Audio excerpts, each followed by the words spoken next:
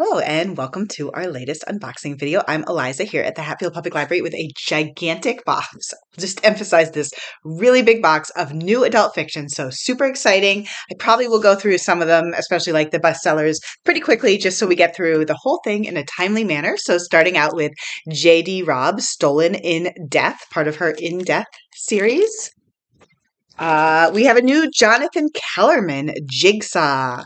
Reminds me of the horror movies. So, new book by him.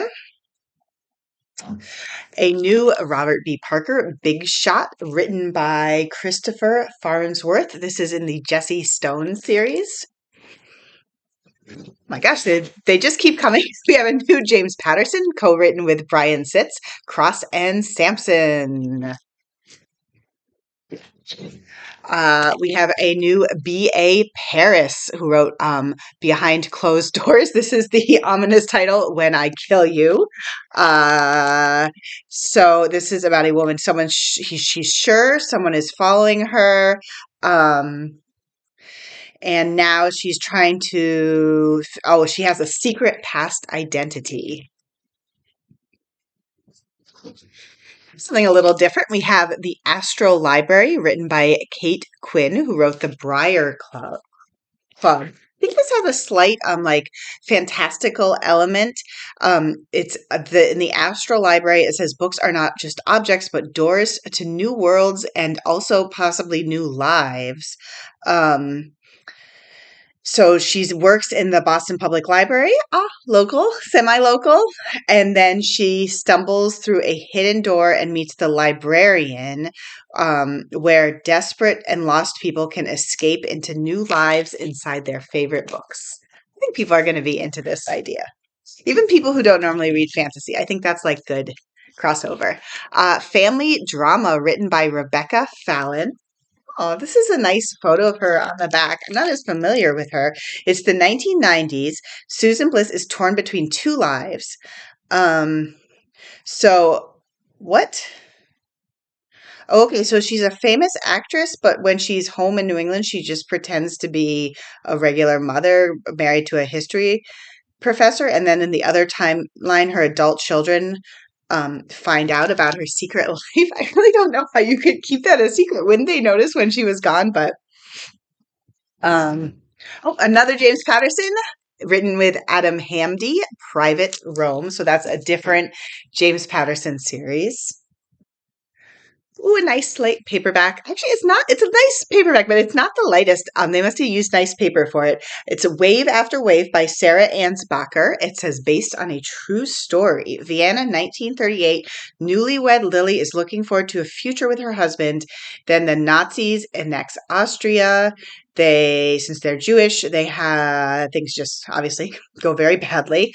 And she ends up trapped in Vienna, and she joins a group of refugees on a daring journey down the Danube River. Oh, they end up going to Palestine. The Lioness of Boston, another semi-local interest. This is written by Emily Franklin. Oh, I remember reading about this. This is about Isabella Stewart Gardner, who famously now has an art museum, but was also an art collector and very rich. So it says she first arrived in Boston in 1861. She was newly married and too outspoken to fit in. Oh, interesting. I feel like we hear about Isabel Stewart Gardner a lot just because like her name is on the museum but I don't really know a lot about her, and clearly she must have been doing things, right? She left her mark. We have The Last of Earth by Deepa Anappara. The award-winning author of The Jinn Patrol on the Purple Line. So this takes place in 1869 in Tibet, which is closed to Europeans. And so Britain begins training Indians to undertake illicit, dangerous surveying expeditions. So this is about a young man who ends up going into Tibet, an Indian school teacher. That sounds. I'm intrigued by that. That's definitely a point of history I don't know a lot about. We have a new George Saunders Vigil. Takes place at the bedside of an oil company CEO in his twilight hours as he's ferried from this world to the next. Hmm. New Allegra Goodman, who wrote Isola. It says, "This is not about us." I like this. It's kind of like a Cook's Illustrated vibe to the cover. Uh,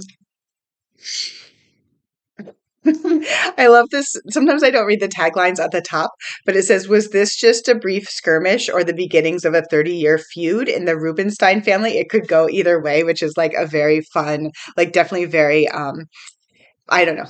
I feel like it says a lot in a short time. So it says a misunderstanding about apple cake turns into years of stubborn silence. Oh, this is after the sister passes away. Oh, so it sounds like a sort of like multi-generational family with drama. The Jills by Karen Parkman.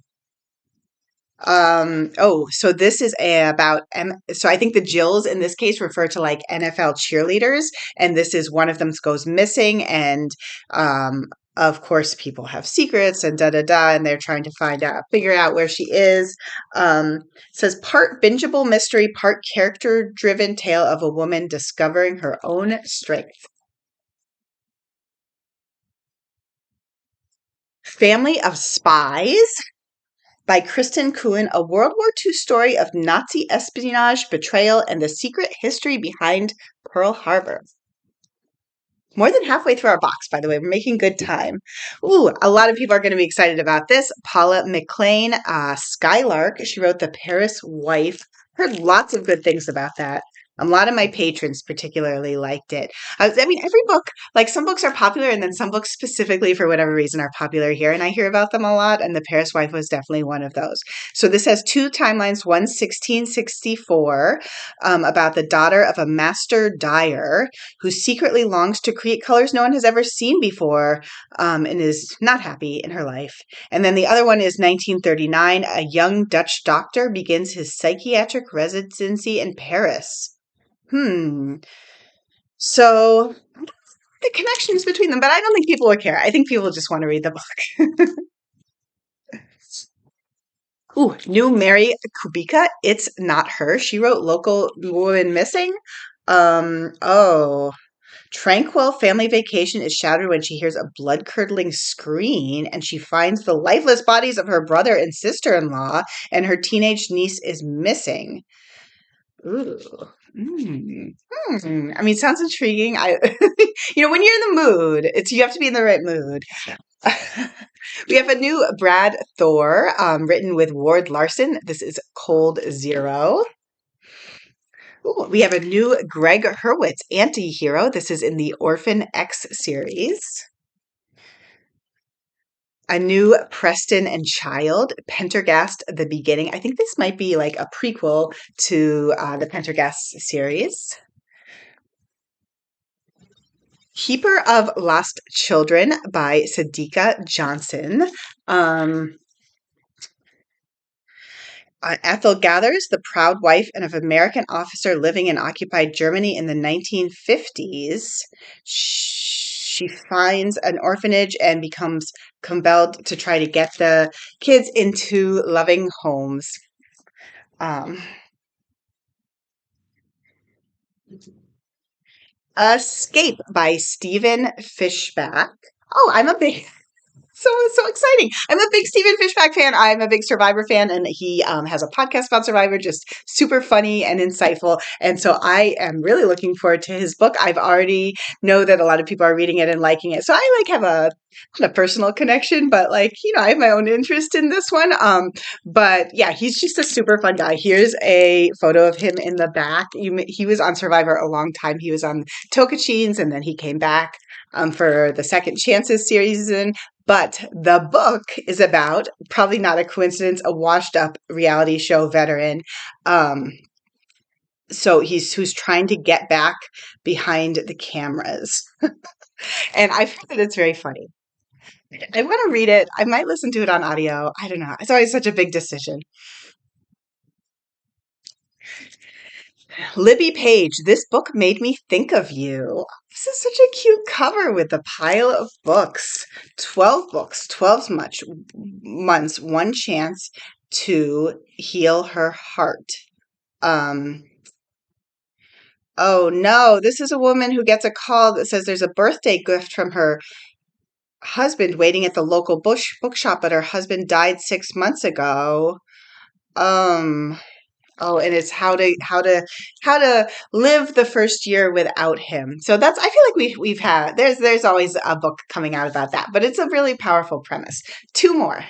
Two more. We've broken 10 minutes, but I think this will be quick. The Fair Weather Friend by Jessie Garcia. Oh. So this is about a meteorologist, a popular TV meteorologist known as the Fairweather Friend, who gets murdered. And they say, "Oh, she was so beloved. Who would murder her?" But then I'm guessing it's going to turn out she wasn't so beloved. Um, and we're ending in a good spot. We have a new Freida McFadden, the super popular author of The Housemaid, and this is Dear Debbie. So that's it. That's my box. I'll be back soon with more.